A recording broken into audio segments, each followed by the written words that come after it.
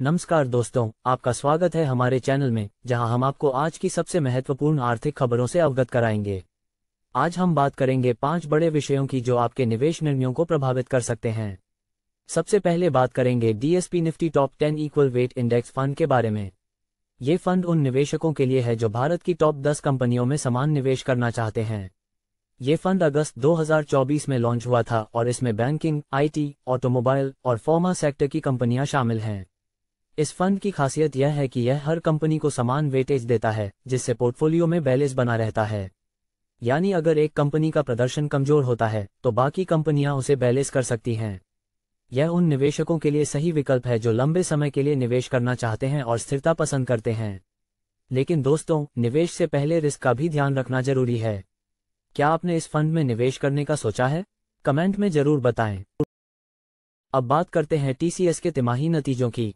TCS, जो भारत की सबसे बड़ी आईटी कंपनियों में से एक है, अपने सितंबर तिमाही के नतीजों की घोषणा करने जा रही है। कंपनी का मार्केट कैप 15 लाख करोड़ रुपए से अधिक है और सभी की नजरें इस पर टिकी हुई हैं। विशेषज्ञों का मानना है कि इस तिमाही में कंपनी के रेवेन्यू में 1% की बढ़ोतरी हो सकती है, खासकर बीएसएनएल के साथ हुई बड़ी डील के कारण। हालांकि वेतन वृद्धि के कारण मुनाफे पर थोड़ा दबाव देखा जा सकता है। फिर भी घरेलू बाजारों में कंपनी से बेहतर प्रदर्शन की उम्मीद है। इसके अलावा विदेशी बाजारों से थोड़ा कमजोर प्रदर्शन की संभावना जताई जा रही है। दोस्तों, आपकी क्या राय है? क्या टीसीएस इस बार अपने पुराने रिकॉर्ड तोड़ पाएगी? कमेंट करके हमें बताएं। आइए अब नजर डालते हैं मिड कैप स्टॉक्स पर, जो आने वाले समय में 37% तक का रिटर्न दे सकते हैं।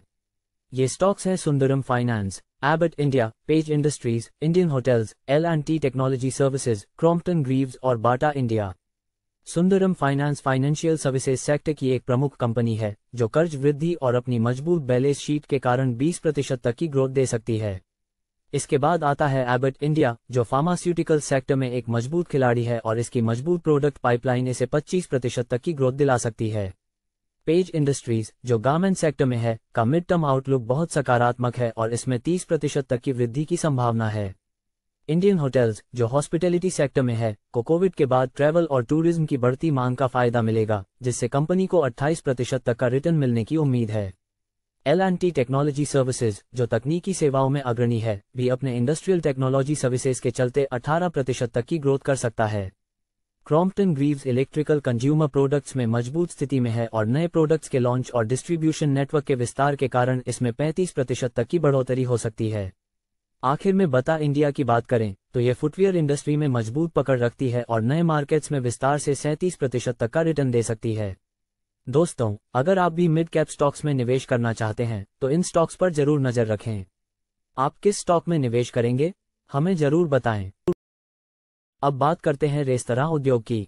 इस तिमाही में रेस्तरां उद्योग को बड़ा झटका लगा है, खासकर खाने पीने की चीजों के दाम बढ़ने से। Q1 2024 में ज्यादातर बड़े रेस्तरां ब्रांड्स ने सिंगल डिजिट ग्रोथ दिखाई है, जबकि कई कंपनियों के मुनाफे में गिरावट आई है। पोस्ट पैंडेमिक के बाद जो रिवेंज ग्रोथ देखने को मिली थी, वह अब सामान्य हो गई है।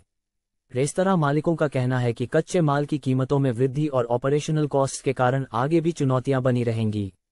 आने वाले समय में ये देखना होगा कि रेस्तरां उद्योग इन चुनौतियों से कैसे निपटता है। क्या आपको भी खाने पीने की कीमतों में बढ़ोतरी महसूस हुई है? हमें कमेंट में बताएं। आखिर में सबसे बड़ी खबर आरबीआई की।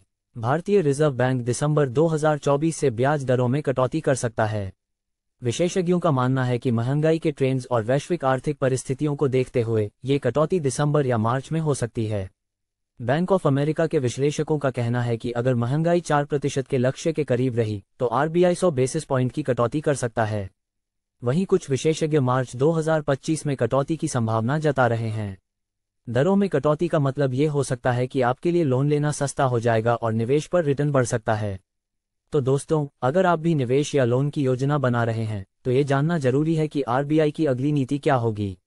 आपकी क्या राय है? क्या दिसंबर से ब्याज दरों में कटौती होगी? हमें जरूर बताएं।